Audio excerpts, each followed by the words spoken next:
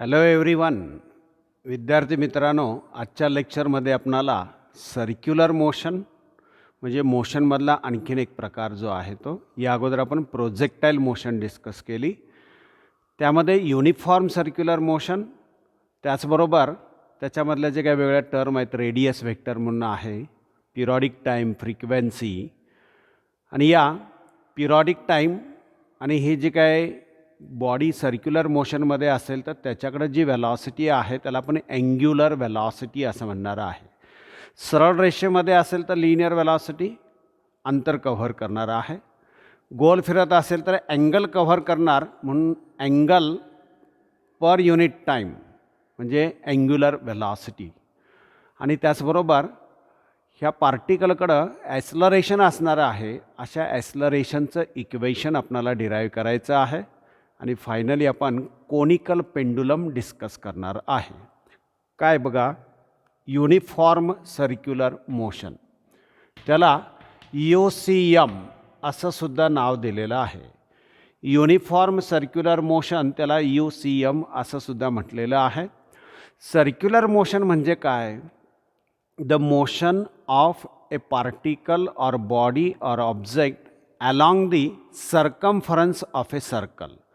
परिघाभोवती जर गती असेल एखाद्या पार्टिकलची तर त्याला आपण या ठिकाणी नाव देणार आहे circular motion. The motion of a particle along the circumference of a circle, याला आपण या ठिकाणी नाव देणार आहे सर्क्युलर मोशन. बघा, पार्टिकल आहे आणि हा पार्टिकल समजा या डायरेक्शनमध्ये फिरत असेल. गोल फिरत असताना दोनच डायरेक्शन, एक म्हणजे क्लॉकवाईज, घड्याळाचे काटे ज्या दिशेमध्ये फिरतात त्याला क्लॉकवाईज असं म्हणायचं आहे. त्याच्या विरुद्ध आहे त्याला काउंटर क्लॉकवाईज किंवा अँटी क्लॉकवाईज असं म्हटलेलं आहे. घड्याळाचे काटे ज्या दिशेमध्ये फिरतात त्याच्या विरुद्ध दिशा असेल तर त्याला काउंटर क्लॉकवाईज किंवा अँटी क्लॉकवाईज असं नाव दिलेलं आहे. आता हा पार्टिकल जर या ठिकाणी along the circumference of a circle, या वर्तुळाच्या परिघावरती या पार्टिकलची मोशन असेल तर त्याला आपण नाव देणार आहे सर्क्युलर मोशन. या सर्क्युलर मोशनमध्ये असणाऱ्या पार्टिकलची लिनियर व्हेलॉसिटी जर रिप्रेझेंट करायची असेल तर आपण ती अलॉंग टँजंट रिप्रेझेंट करणार आहे. लिनियर व्हेलॉसिटी आहे ती आपणाला अशा पद्धतीनं अलॉंग टँजंट रिप्रेझेंट करता येणार आहे. कुठल्याही पार्टिकलचा विचार करा, कुठल्याही पोझिशनचा विचार करा, इथं जरी घेतलं तरी आपणाला ती अलॉंग टँजंट अशीच दाखवता येणार आहे. V1 बार काय लिहिता येईल बघा, V2 बार, V3 बार, V4 बार, V5 बार. आणि आता हा पार्टिकल आहे या ज्या सर्क्युलर ऑर्बिटमध्ये फिरणारा आहे त्याचा सेंटर आहे तो या ठिकाणी O आहे आणि त्याची रेडियस आहे ती R म्हणणार आपण. काय लिहिता येते बघा,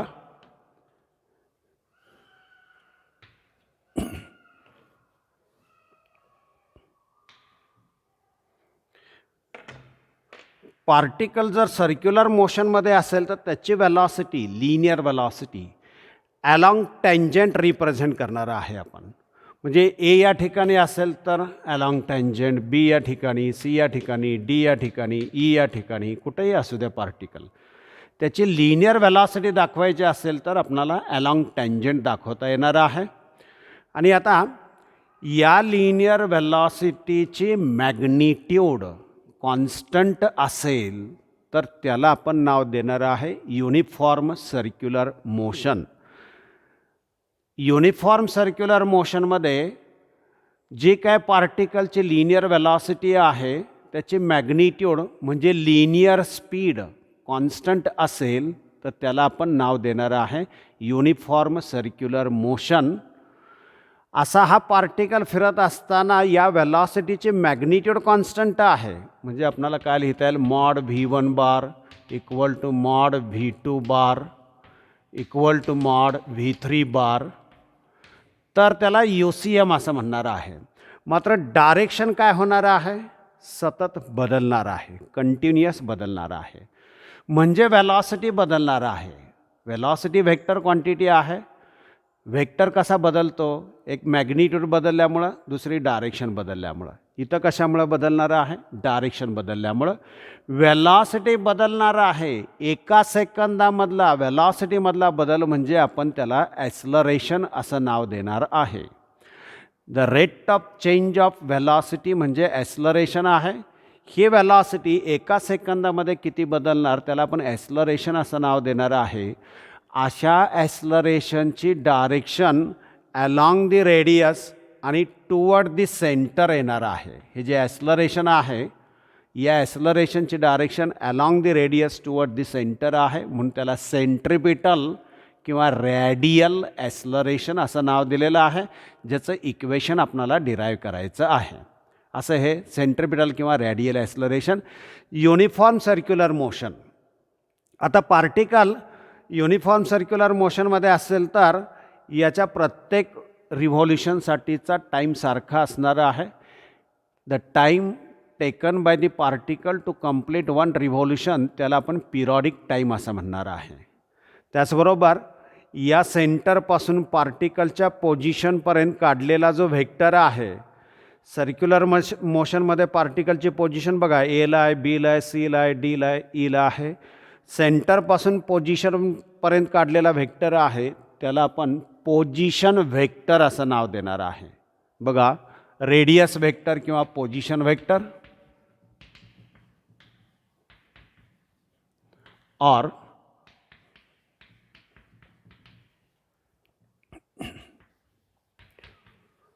the vector drawn from the center of a circle to the position of a particle performing circular motion त्याला आपण रेडियस व्हेक्टर, त्याचा अंतर रेडियस एवढा आहे म्हणून त्याला रेडियस व्हेक्टर किंवा पोझिशन व्हेक्टर असं नाव देणार आहे.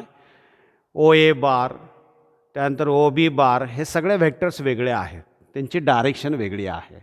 मॅग्निट्यूडमध्ये बदल नाही, मात्र डायरेक्शन काय वेगळी आहे. असा हा पोझिशन व्हेक्टर. एका रोटेशनसाठी लागणारा जो टाईम आहे त्याला पिरियडिक टाईम किंवा पिरियड असं नाव दिलेलं आहे. एका सेकंदामध्ये जेवढ्या रिव्हॉल्युशन्स होणार आहेत त्याला आपण फ्रिक्वेन्सी असं नाव देणार आहे. त्याला एका रिव्हॉल्युशनमधल्या ज्या काय या ठिकाणी नंबर ऑफ रिव्हॉल्युशन्स आहेत एका सेकंदामधल्या त्याला आपण फ्रिक्वेन्सी असं म्हणणार आहे. बॉडी लिनियर मोशनमध्ये असेल तर rate of change of displacement म्हणजे लिनियर वेलॉसिटी. आता काय होणार आहे बघा, पार्टिकल सर्क्युलर मोशनमध्ये असेल तर हा रेडियस व्हेक्टर जो आहे त्याची पोझिशन बदलत जाणार आहे आणि एका सेकंदामध्ये याची पोझिशन बदलत असताना हा जो अँगल कव्हर केलेला आहे याला आपण नाव देणार आहे अँग्युलर वेलॉसिटी किंवा angular speed. The angle covered by the particle in unit time. Angle covered bye the particle in unit time त्याला आपण या ठिकाणी नाव देणार आहे अँग्युलर स्पीड.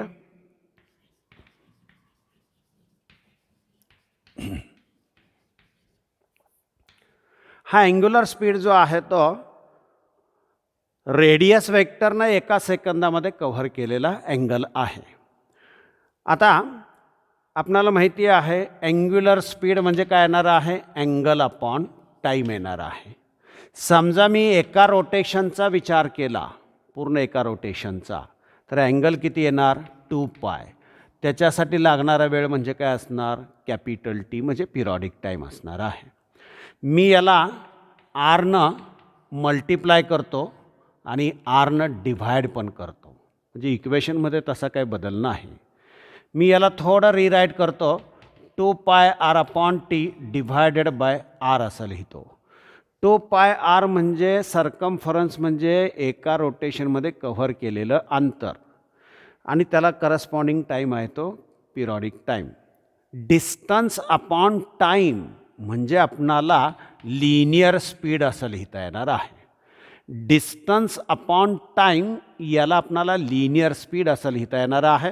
म्हणजे आपणाला omega equal to V by R किंवा V equal to R omega असं एक रिलेशन लिनियर स्पीड अँग्युलर स्पीडमधलं मिळवता आलेलं आहे, किंवा लिनियर वेलॉसिटी अँग्युलर वेलॉसिटीची जी काय मॅग्निट्यूड आहे त्यांच्यामधलं हे एक रिलेशन या ठिकाणी मिळवता आलेलं आहे. आता आपणाला हे जे वेलॉसिटी बदलणारं आहे त्याच्यामुळे जे एका सेकंदामध्ये बदललेल्या वेलॉसिटीला ॲस्लरेशन म्हणणारं आहे. असं ॲस्लरेशन जे आहे ते सेंटरकडे त्याची डायरेक्शन म्हणून त्याला सेंट्रिपिटल असं नाव देणारं आहे, किंवा अलॉंग द रेडियस म्हणून त्याला रेडियल असं म्हणणारं आहे. त्याचं इक्वेशन आपणाला या ठिकाणी डिराईव्ह करायचं आहे. ही जी अँग्युलर स्पीड आहे तर अँगल अपॉन टाईम म्हणजे याचं युनिट येणारं आहे अँगलचं रॅडियन, टाईमचं सेकंद, रॅडियन पर सेकंद. त्याचं युनिट येणार आहे तर रॅडियन पर सेकंद. आणि डायमेन्शनमध्ये काय येणार बघा, M0 येणार, L0 येणार, आणि टाईमचा फॅक्टर आहे तो काय येणार आहे T-1 येणार आहे. अँग्युलर स्पीडचं डायमेन्शन किंवा अँग्युलर वेलॉसिटीचं डायमेन्शन सांगता येईल आपणाला. नेक्स्ट बघा, आपण या ठिकाणी UCMमध्ये असणाऱ्या पार्टिकलकडे जे ॲस्लरेशन आहे त्या ॲस्लरेशनचं इक्वेशन डिराईव्ह करणारं आहे, ज्याच्यासाठी आपणाला या अगोदरचा मॅथमॅटिकल मेथडमधला व्हेक्टरचा पार्ट विचारात घ्यायचा आहे. त्याचबरोबर जे काय आपण डेरिव्हेटिव्हचा पार्ट सांगितलेला आहे तोही आपणाला इथं विचारात घ्यायचा आहे. कशा पद्धतीनं घेता येतोय बघा. Acceleration of a particle performing UCM.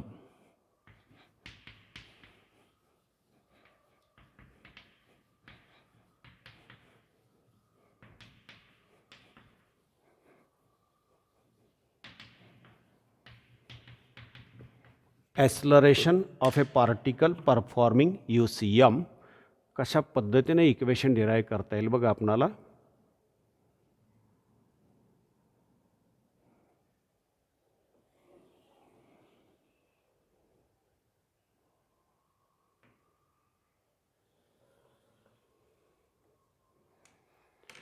XY प्लेनचा विचार करणार आपण.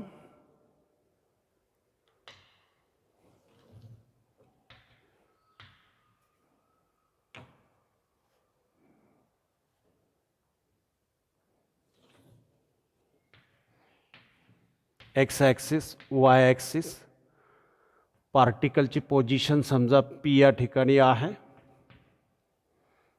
त्याला इंडिकेट करण्यासाठी आपण हा पोझिशन वेक्टर घेणारा आहे, किंवा त्याला रेडियस वेक्टर R असं घेणारा आहे. या P पासून आपण परपेंडिक्युलर काढणारा आहे X ॲक्सिसवरती, त्याला M असं घेणारा आहे. Y ॲक्सिसवरती काढणारा आहे त्याला आपण N असं घेणार आहे. या Pचे कॉर्डिनेट X आणि Y असतील तर हे OM अंतर म्हणजे X, ON अंतर म्हणजे काय असणार आहे Y. हा अँगल थीटा असणार आहे, आणि याची वेलॉसिटी आहे ती आपणाला अलॉंग टँजंट दाखवता येणार आहे V बार. P ही पार्टिकलची पोझिशन आहे जी आपणाला कॉर्डिनेट दोन पद्धतीने दाखवता येते, कॉर्डिनेट्समध्ये आणि त्याचबरोबर व्हेक्टरमध्ये. पोलर कॉर्डिनेट्स आणि कार्टेशियन कॉर्डिनेट्स. कार्टेशियन म्हणजे XY, पोलर म्हणजे वेक्टर, पोझिशन वेक्टर आणि अँगल. समजा अँटी क्लॉकवाईज डायरेक्शनमध्ये हा पार्टिकल रोटेट होत असेल तर याच्यामध्ये जे ॲस्लरेशन निर्माण होणार आहे त्याचं इक्वेशन आपल्याला डिराईव्ह करायचं आहे. We have to consider a particle performing uniform circular motion. Uniform circular मोशनमध्ये काही एक्झाम्पल आपल्याकडे प्रॅक्टिकल एक्झाम्पल आहेत ती बघा. Electron revolving round the nucleus. Electron न्यूक्लियसभोवती फिरणारं आहे, हे एक्झाम्पल UCMचं आहे. दुसरा minute hand, second hand, hour hand. Minute काटा, तास काटा, सेकंद काटा रोटेशन जे आहे ते UCM आहे. पृथ्वीचं जे काय स्वतःभोवती फिरणं आहे किंवा या सूर्याभोवती फिरणं आहे त्याचा पिरियॉडिक टाईम फिक्स आहे. या ज्या मोशन्स आहेत त्या युनिफॉर्म सर्क्युलर मोशन आहेत. फॅन चालू केल्यानंतर आपण पहिल्यांदा स्पीड वाढत जाणार, त्यानंतर कॉन्स्टंट राहणार, जो कॉन्स्टंट स्पीडनं फॅन फिरणारा आहे ती मोशन म्हणजे UCM. बंद केला की त्याचा स्पीड कमी होणार आहे, ती मोशन म्हणजे नॉन UCM. चालू केल्यानंतर स्पीड वाढत जाणार, नॉन UCM. स्पीड कॉन्स्टंट झाला, UCM. बंद केला स्पीड कमी होत जाणार, नॉन UCM असं म्हटलेलं आहे. आणि आता हे जे काय पार्टिकल आहे तो युनिफॉर्म सर्क्युलर मोशनमध्ये आहे, अँटी क्लॉकवाईज डायरेक्शनमध्ये. ज्या सर्क्युलर मोशनमध्ये आहे त्या सर्कलचा जो काय सेंटर आहे तो O असा आहे, रेडियस आहे ती R आहे. रेडियस वेक्टर म्हणजे पार्टिकलच्या या सर्कलच्या सेंटरपासून पार्टिकलच्या पोझिशनपर्यंत काढलेला व्हेक्टर, त्याला पोझिशन वेक्टर, त्याचा अंतर रेडियस एवढा आहे म्हणून त्याला रेडियस वेक्टर असं म्हटलेलं आहे.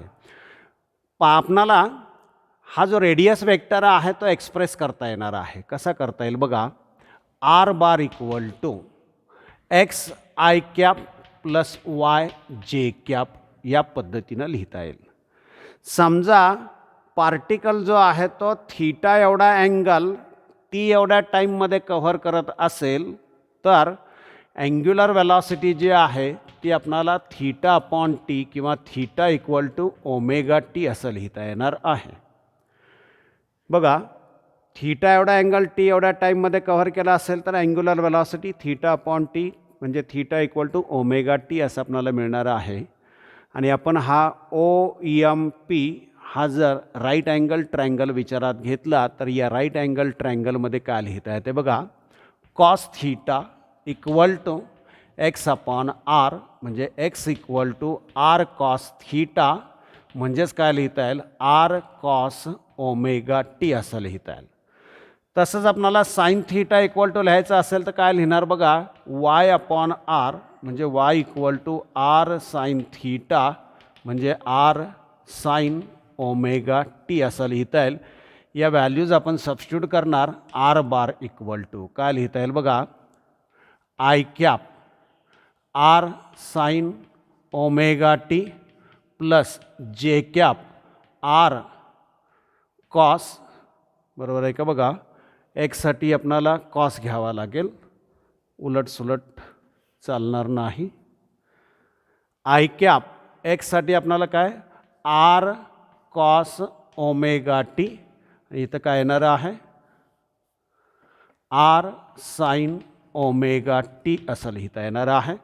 आणि आता हा रेडियस वेक्टर आपण एक्सप्रेस केलेला आहे. हा काय, त्याची पोझिशन काय होत जाणार आहे, बदलत जाणार आहे. त्याची पोझिशन काय होत जाणार आहे, कंटिन्युअस बदलत जाणार आहे.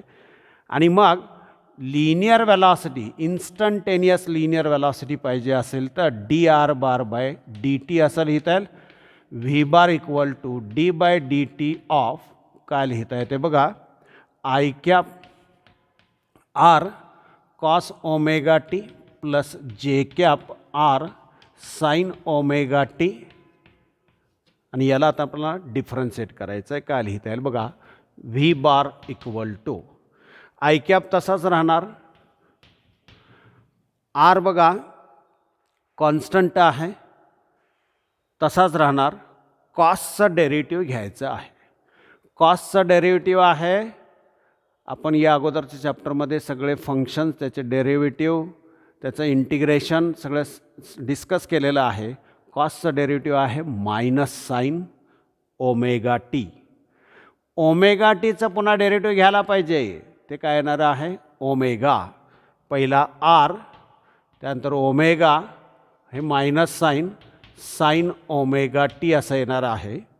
प्लस जे कॅप आर, काय बदल नाही, जे कॅप आरमध्ये साइन ओमेगा टीचं डेरिव्हेटिव्ह घ्यायचं आहे, कॉस ओमेगा टी.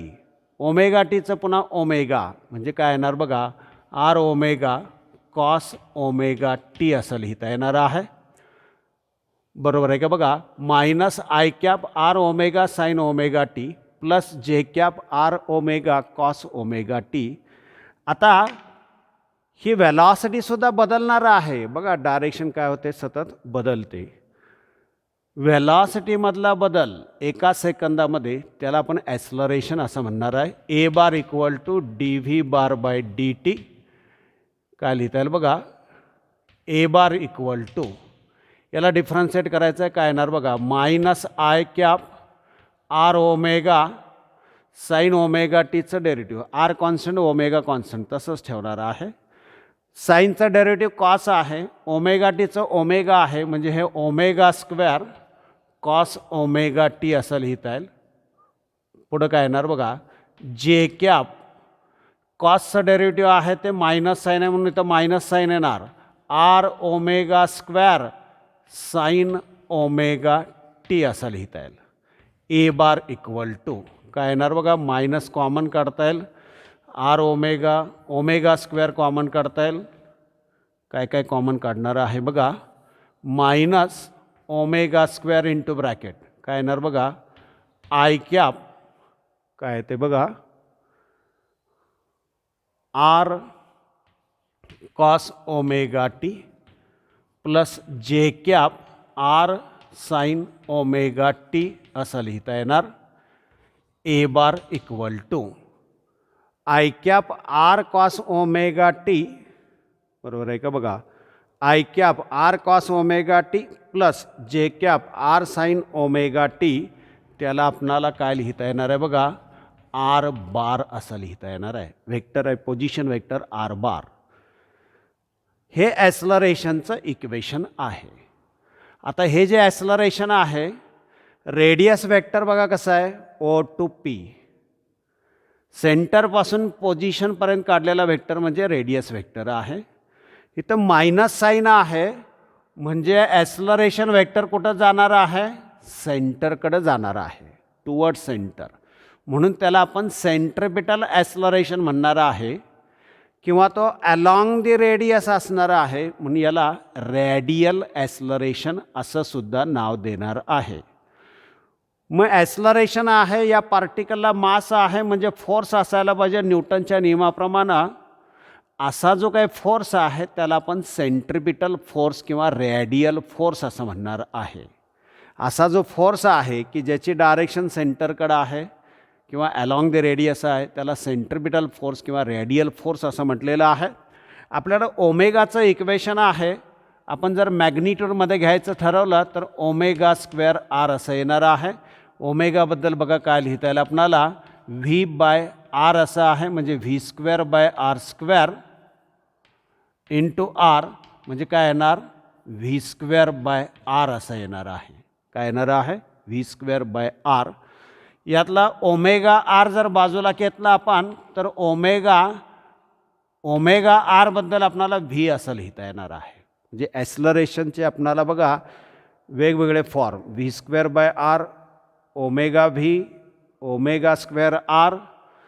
आणि फोर्स पाहिजे असेल तर फोर्सबद्दलचं आपणाला इक्वेशन लिहिता येणार बघा, मास आणि ॲस्लरेशन यांचं मल्टिप्लिकेशन म्हणजे फोर्स आहे. मास आणि ॲस्लरेशन यांचं मल्टिप्लिकेशन म्हणजे फोर्स आहे.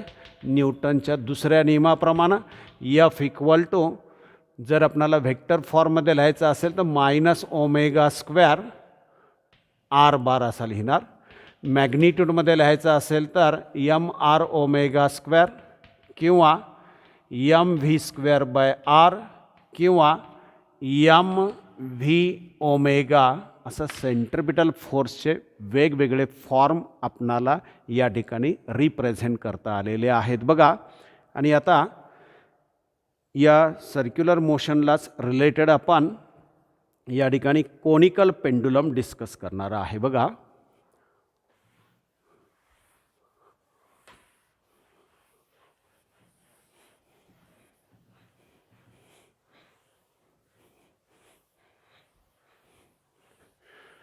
पेंडुलम आपणाला माहिती आहे, any object suspended with the help of string, त्याला आपण पेंडुलम असं म्हणणार आहे. हा पेंडुलम जर आपण टू अँड फ्रो मोशनमध्ये असेल तर त्याला सिम्पल पेंडुलम असं म्हणणार आहे. जर हा पेंडुलम हॉरिझॉन्टल सर्कलमध्ये रोटेट होत असेल तर त्याला आपण कोनिकल पेंडुलम असं नाव देणार आहे.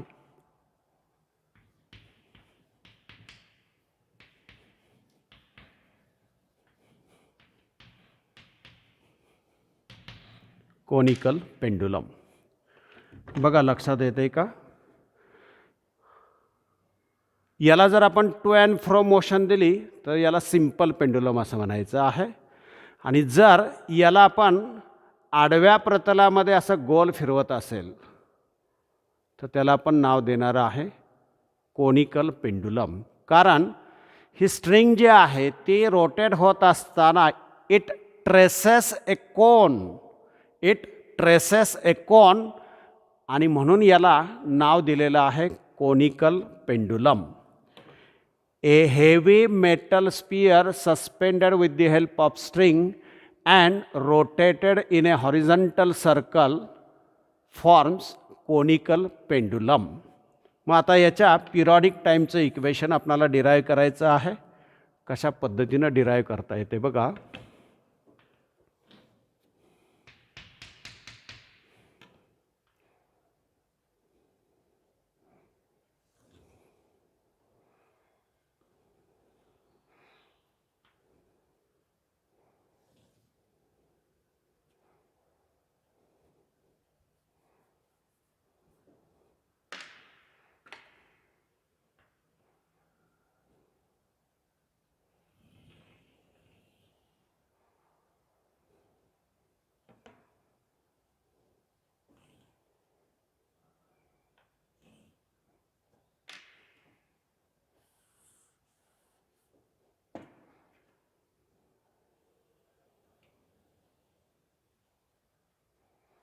या हॉरिझॉन्टल सर्कलमध्ये रोटेट होणार आहे.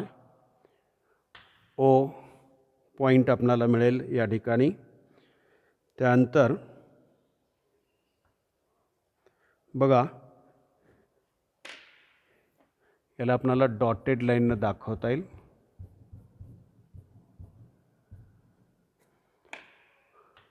हा बॉब आहे, याच्यावरती दोन फोर्सेस ॲक्ट होणार आहेत.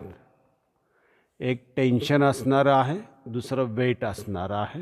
EMG डाऊनवर्ड, टेन्शन T', त्याचा हा कंपोनंट, हा अँगल थीटा असेल तर आपणाला हा T' कॉस थीटा असं लिहिता येणार आहे. तर हा कंपोनंट जो आहे तो T' साइन थीटा असं लिहिता येणार आहे. हाही अँगल थीटा असणार आहे. हे हाईट असणार आहे, ही लेंथ असणार आहे, तर ही रेडियस आहे. बघा इथं हा बॉब आहे, सेंटर आपण C कन्सिडर करणार आहे. हा पेंडुलम जर हॉरिझॉन्टल सर्कलमध्ये रोटेट होत असेल तर त्याला आपण नाव देणार आहे कोनिकल पेंडुलम. काय म्हणता येते बघा. Heavy spherical body suspended with the help of string and rotated in a horizontal circle. अशा वेळेला या बॉबवरती दोन फोर्सेस, एक दोऱ्यामधला ताण या पॉईंट ऑफ सस्पेन्शनकडं आणि स्वतःचं वेट EMG, दोन फोर्सेस ॲक्ट होणार. T' म्हणजे टेन्शन इन द स्ट्रिंग आणि EMG म्हणजे weight of bob of the pendulum. आता टेन्शन जे आहे ते आपण रिझॉल्व करणार आहे. T' cos theta vertically upward, आणि दुसरं आहे ते T' साइन थीटा कुठं आहे बघा, हॉरिझॉन्टली टुवर्ड्स C म्हणजे सेंटर. T' कॉस थीटा EMGला बॅलन्स होणार आहे. T' cos theta is balanced by weight EMG. T' sine थीटाची डायरेक्शन का सेंटरकडे आहे. टेन्शन म्हणजे फोर्स आहे. T' साइन थीटा म्हणजे सुद्धा फोर्सच आहे, एक कंपोनंट आहे. T' कॉस थीटा म्हणजे सुद्धा फोर्सच आहे. म्हणजे T' साइन थीटा या फोर्सची डायरेक्शन सेंटरकडे आहे, त्याला आपण नाव दिलेलं आहे सेंट्रिपिटल फोर्स. म्हणजे बॉब गोल फिरण्यासाठी जो काही आवश्यक असणारा फोर्स आहे centripetal force, it is provided by T dash sine theta आणि व्हेलॉसिटी जर व्ही असेल तर आपणाला M V square by R असं लिहिता येईल. याच्या अगोदर जे वेगवेगळे फॉर्म मांडले त्यातला एक फॉर्म आपणाला इथं वापरता येणार आहे.